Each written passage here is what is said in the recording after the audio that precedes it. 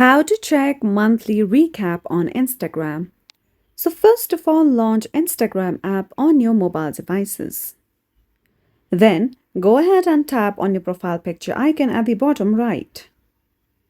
Now, once you come to your profile, you can only check your monthly recap if you have a professional account. Now, once you have switched to professional account, you'll see professional dashboard on your profile. Tap on it. Now, once you come here under your tools, you'll see monthly recap. Tap on it. Now, once you come here, you will be able to see monthly recap. You'll see every month given. So if you tap on a specific month,